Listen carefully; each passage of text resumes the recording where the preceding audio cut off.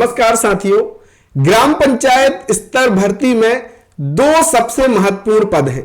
पहला है ग्राम रोजगार सहायक का और दूसरा है पंचायत सचिव का। तो कौन सी नौकरी बेहतर है, किसकी सैलरी ज्यादा है, कौन सा काम आसान है, आज ग्राम पंचायत सचिव और ग्राम रोजगार सहायक के पदों की हम तुलना करेंगे। इसके लिए क्या योग्यता होती है, क्या सैलरी मिलती है, भविष्य में क्या अवसर है, इन तमाम बातों पे चर्चा करेंगे। बहुत महत्वपूर्ण वीडियो है साथियों, जरूर देखिएगा और अपने और भाई बहनों को शेयर भी कीजिएगा। तो स्वागत है आप सभी का एक बार फिर से आपके अपने YouTube चैनल MP रोजगार इन्फो में। मेरा नाम है अरुण लोधी और यहां पे हम बात करते हैं सरकारी भर्तियों की, सरकारी योजनाओं की। अगर आप सरकारी योजना, सरकारी भर्तियों की जानकारी पाने में रुचि रखते हैं तो बिल्कुल देर मत करना, आप हमारे MP रोजगार इन्फो परिवार के पक्के सदस्य बन जाइए। बिल्कुल फ्री है। बेल आइकन की घंटी को प्रेस जरूर कीजिएगा ताकि ऐसे ही महत्वपूर्ण वीडियो आपको मिल सके। तो चलिए शुरू करते हैं। इसके लिए मैं आपको ले चलता हूं, कुछ पॉइंट्स के हिसाब से समझाऊंगा ताकि आपको बेहतर तरीके से समझ आ सके। अब ग्राम रोजगार सहायक की नौकरी बेहतर है या पंचायत सचिव की नौकरी बेहतर है, यह वीडियो देखने के बाद आप खुद चुन लेंगे कि भैया मुझे ग्राम रोजगार सहायक बनना चाहिए या पंचायत सचिव बनना चाहिए। चलिए सबसे पहले हम बात करते हैं पद की पहचान पर। पद दोनों, जो ग्राम रोजगार सहायक का पद है या पंचायत स्तर की एक संविदा, एक प्रकार से अनुबंध की आधार पर यह पोस्ट होती है। ग्राम रोजगार सहायक मुख्यतः मनरेगा की योजनाओं के क्रियान्वयन के लिए जिम्मेदार होता है, जैसे कि मस्ट्रोल बनाना, मनरेगा से जुड़े कामों को निर्वहन करना, ये सारी चीजें ग्राम रोजगार सहायक का दायित्व होता है। साथ ही सचिव और पंचायत के अन्य पदाधिकारियों के सहयोग में काम करना। इसी तरीके से जो पंचायत सचिव होता है यह एक प्रशासनिक पद है। यह जिला पंचायत के सीधे संपर्क में होता है और पंचायत कार्यालय के सभी कार्य और स्कीम का संचालन कौन करता है? ग्राम पंचायत सचिव करता है। विभागीय संपर्क, रिकॉर्ड प्रबंधन, योजनाओं का मॉनिटरिंग इन्हीं के हाथ में होता है। किसके? ग्राम पंचायत सचिव के।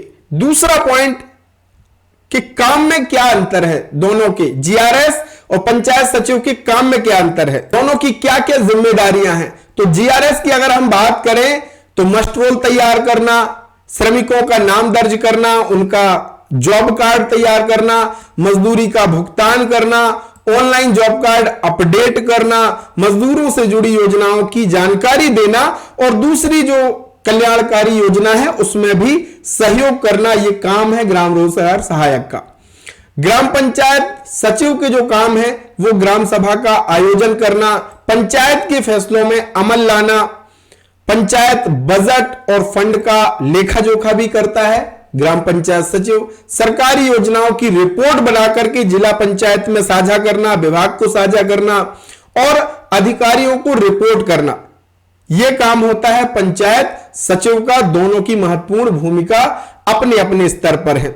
वेतन के भैया किसको कितना वेतन मिलता है, सैलरी की अगर हम बात करें तो ग्राम रोजगार सहायक को लगभग 18,000 रुपया प्रतिमाह मिलता है।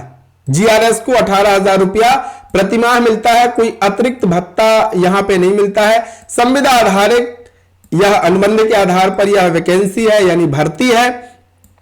यह चयन जो होता है वो अनुबंध के आधार पर होता है, स्थायी इसको आप नहीं मान सकते हैं, अनुबंध के आधार पर होता है। और अभी नई मार्गदर्शिका के हिसाब से कुछ कड़े नियम भी हैं। अगर इसमें वो उस पर मैं अलग से चर्चा करूंगा, है ना। और पंचायत सचिव की अगर हम बात करें सैलरी की तो यहां पे लगभग 32 से 40,000 रुपया मासिक मिलता है। ऊपर नीचे हो सकता है, ये मैं आपको लगभग बता रहा हूं। ये इतनी सैलरी होती है और कुछ जगहों पर ये एक रूप से स्थायी पद होते हैं। यह सीधे यह स्थायी पद होते हैं। जैसे आपने ग्राम पंचायत सचिव देखे होंगे वो स्थायी रूप से हैं, है ना। भविष्य में नियमितीकरण की संभावना है। साथ ही PF और DA जैसे लाभ भी इसमें प्राप्त होते हैं।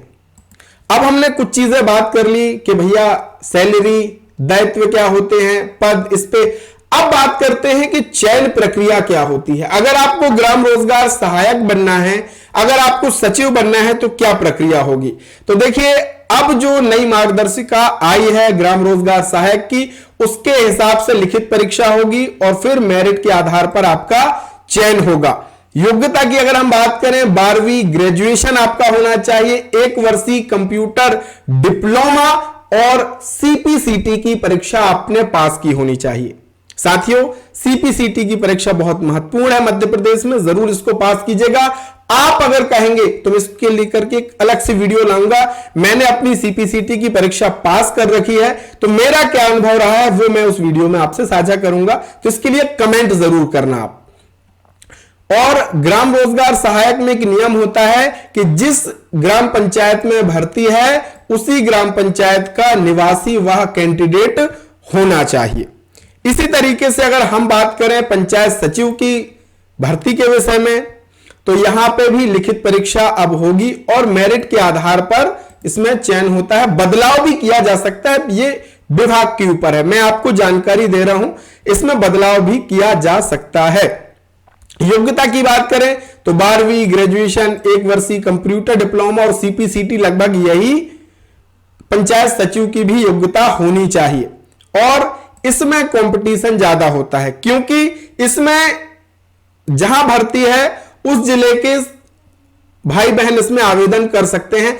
और पंचायत जीआरएस में क्या होता है कि उसी पंचायत में तो उसमें कंपटीशन कम है और इसमें कंपटीशन ज्यादा होता है ग्राम पंचायत सचिव में। जहां भर्ती है उसी जिले का निवासी होना जरूरी है अगर आपको पंचायत सचिव बनना है। अब हम बात कर लेते हैं भैया कि भविष्य में क्या संभावनाएं हैं, कैरियर के आगे क्या स्कोप है। तो सीमित प्रमोशन अवसर ग्राम रोजगार सहायक के होते हैं, पंचायत तक सीमित कार्य होता है, अनुभव से अन्य योजनाओं में अवसर मिल सकते हैं और 50% सचिव भर्ती में आरक्षण मिलता है। किसको? जीआरएस को। ये संभावनाएं हैं। इसके साथ ही अगर हम बात करें पंचायत सचिव की, तो भविष्य में स्थायी होने की संभावना, और लगभग ये स्थायी रूप से ही होते हैं। ये पंचायत सचिव के जो पद है वो स्थायी ही है। प्रमोशन में उच्च प्रशासनिक पदों तक भी पहुंचा जा सकता है इसके माध्यम से। और ग्राम पंचायत विकास में केंद्रीय की भूमिका होती है।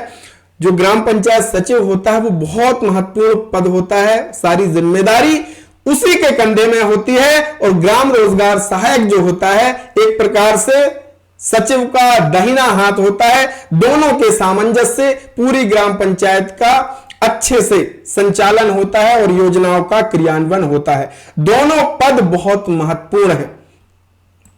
आशा करते हैं बड़ी आसानी से आपको साथियों समझ आया होगा ग्राम रोजगार सहायक और पंचायत सचिव के विषय में, और रोचक जानकारी आपको मिली होगी। ऐसी ही जानकारी पाने के लिए चैनल को सब्सक्राइब कीजिए, वीडियो को लाइक कीजिए और अपने भाई बहनों को जरूर शेयर कीजिए। हां, अगर आप व्हाट्सएप चलाते हैं भैया तो हमारे व्हाट्सएप चैनल को भी ज्वाइन कीजिए, टेलीग्राम चैनल को ज्वाइन कीजिए। और अगर आप सीएससी सेंटर या ऑनलाइन का काम सीखना चाहते हैं तो वीडियो के डिस्क्रिप्शन में कोर्स मैंने बनाए हैं, उन कोर्स को जाकर के देखिए और आप अपने गांव में सीएससी सेंटर भी शुरू करके लोगों की मदद करके पैसा कमा सकते हैं। तो मिलेंगे एक नई वीडियो नई जानकारी के साथ, तब तक के लिए बहुत बहुत धन्यवाद। जय राम जी।